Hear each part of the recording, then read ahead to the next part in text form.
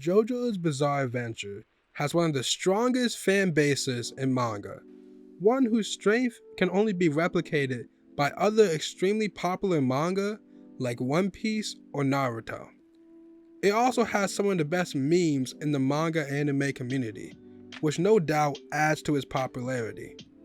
Which is why it's a shame to say, when I first watched JoJo's Bizarre Adventure Part 1, I dropped the show. What? Bro, what are you talking about, man? I know. Horrifying, right? I just wasn't a fan of the vampires and story direction, so I dropped it and never went back to it. Till one day, I was watching a video, and they were discussing how each JoJo part is its own story. And although it may have some minor ties to previous parts, still, with each part, you don't have to have knowledge on the previous part in order to enjoy it. And I'm sure you can tell where this is going. After learning this knowledge, I looked through each part and decided I would read the part that sounds the most interesting to me. And that was Part 4, Diamond Is Unbreakable.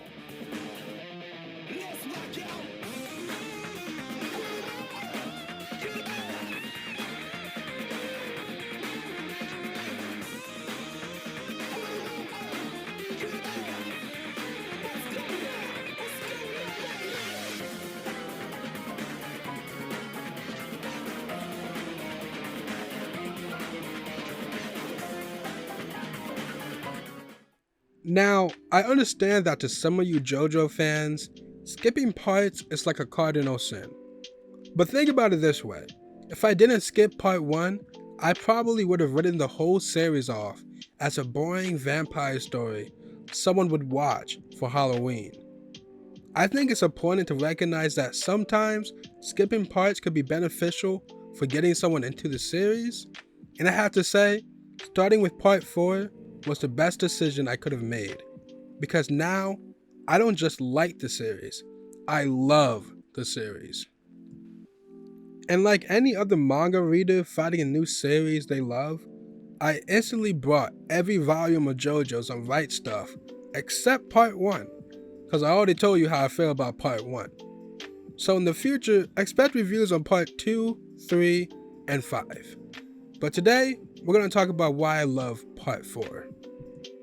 Now, I just want to say, I currently haven't finished all of part 4, but I love it so much, I just want to talk about it. So all the information discussed from this video will only be up to about chapter 55. And with part 4 having over 170 chapters, this video isn't really going to contain any spoilers for people who haven't read part 4. But just know, anything before chapter 55 could and will be discussed. So now, let's get into JoJo's Bizarre Adventure, Diamond Is Unbreakable. So, if you aren't familiar with Diamond Is Unbreakable, here's a synopsis. Diamond Is Unbreakable is set in 1999, in the small town of Moro. We follow our protagonist, Josuke, who is the son of Joseph Joestar, and he, just like his father, has stand powers. His stand is Crazy Diamond, and Crazy Diamond has powers of super strength, super speed, precision, and most importantly, restoration. Restoration gives Josuke the ability to repair broken things back to their original form. This includes healing broken limbs, bones, and much more. The story kicks off with Jotaro Kujo, Josuke's nephew, coming to town to inform Josuke of his relation to Joseph Joestar, and to detail an ancient bow and arrow that someone possesses in Moro that has the ability to bestow stand powers on a normal person. And for now, that seems to be the main goal of the story, to take back this ancient bow and arrow, at least for the first 55 chapters, until finally they get the bow and arrow back. So, why do I love part 4 so much, although I'm not too far into the story? I'll start off with my love for the pacing of the story. In Diamond Is Unbreakable, every arc serves a purpose, and even for the arcs that aren't relevant currently to the story, You can always tell they will be relevant later on. Let's go through the arcs of the first 55 chapters to see this happen. Now, these first two arcs are used to serve as the introduction to our main characters. It introduces us to our main characters Josuke, Jotaro, and Koichi, and their stands Crazy Diamond and Star Platinum. These two first initial arcs also reflect the overall themes of the story.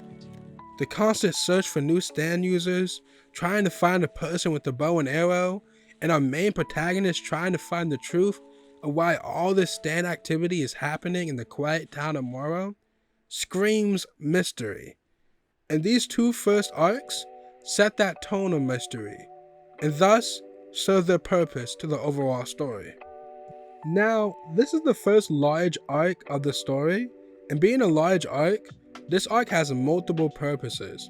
The most important being discovering who has the ancient bow and arrow, that being antagonist Kaicho Nijimura and Okuyasu Nijimura. Okuyasu going on to join a group of main protagonists after his brother died. So this arc can also be seen as the introduction of one of our main characters, and personally my favorite character of part 4.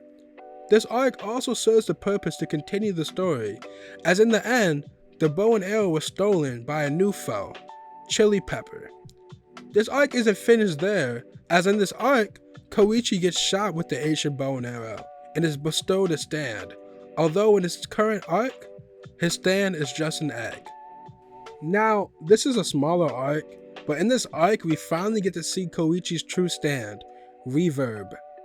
After an encounter with a scam artist, Koichi is pushed mentally to the point where his stand hatches from his egg, and we get to see the true capabilities of Reverb. Reverb has powers of sound generation, where if he hits you, he attaches wording to the impact area, and that wording makes sounds. For example, the words "believe me" will constantly radiate the words "believe me." Although it may seem like Reverb is useless, you will see in later arcs how crucial and important Reverb's abilities really are. This arc is a return to the main purpose of Jotaro coming to Moro, which is to find the bow and arrow.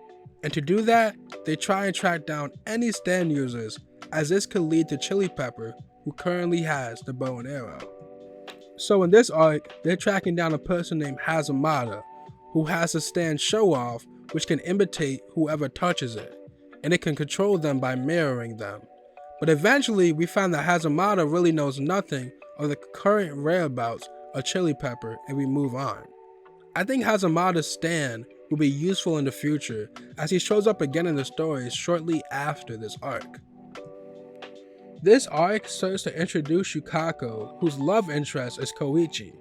We can see how she is eventually driven mad by her love for Koichi, and we can see she also has a stand, Love Deluxe, which gives her the ability to manipulate her hair. This arc also serves as our introduction to Reverb Act 2. After Koichi is kidnapped by Yukako, we see Reverb transform into Act 2, in which Reverb gains new powers of sound effect, in which if Reverb writes action words, that action will happen. For example, if Reverb writes a boom sound, once a person touches that word, an explosion will happen. This is the amazing power-up, and will be interesting to see what Araki does with this later on in the story. This arc introduces a new stand user that is a chef, Tonio Trussardi. His stand is Pearl Jam and can curate Tonio's cooking, giving it the ability to heal many ailments that may not have been able to be cured before. This arc doesn't serve the overall story as of yet, but it is easy to say that Tonio might be crucial to the story later on, cooking essential food for our main characters before their final battle.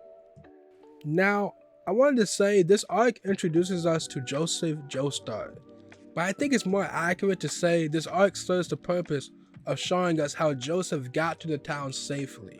And of course, the most important thing about this arc is the defeat of Chili Pepper and the retrieval of the bow and arrow. Now, you may be asking why the story is still going as we have now retrieved the bow and arrow, but Araki isn't finished yet. I believe these next few arcs are going to set up what is the true point of Part 4, Diamond is Unbreakable.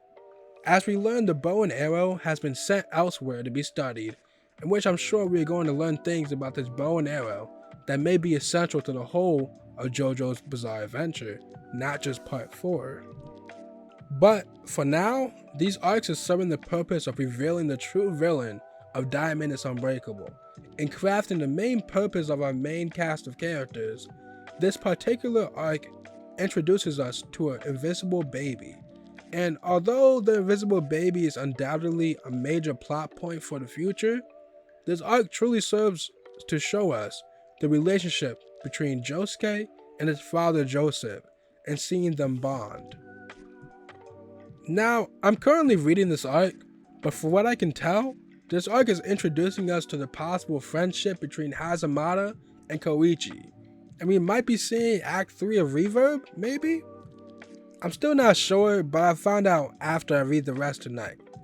But as you can see, every arc so far has a purpose, and I love that about Part 4. I feel like so many manga miss the point of having a structured, well-paced story. So many manga are long just for the point of being long, because longer manga means more money in the publisher's pockets. I think that it's the genius of having parts in JoJo's. JoJo's is a long-running series, but having parts be non-dependent on other arcs ensures the series' freshness and ensures that the series' pacing isn't garbage. JoJo's just does it right. And I'm sure JoJo's is one of those series in which whatever part you read first will automatically become your favorite, and I think Part 4 is shaping up to be my favorite JoJo part. Although I haven't read or watched any other parts except for Part 1, Part 4 is just an enjoyable read. Each character has something lovable about them, which makes reading the story fun. Josuke has his young, immature quality about him that's very entertaining to read.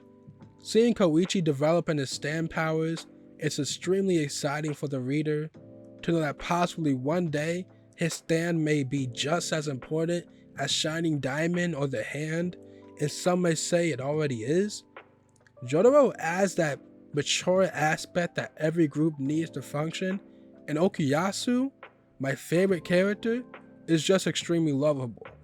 He reminds me of that one friend that is always doing stupid stuff, but at the same time is the most caring in the friend group, and is a friend you value highly.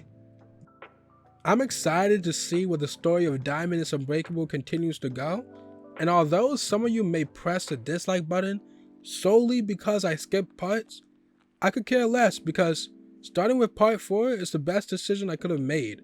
And if you have any friends reluctant to get into JoJo's, I recommend you pitch them the part that you think they will like the most. And anyway, I hope you guys enjoyed the video, and drop a like and a sub. Thank you, and that's been Anything TV. Deuces.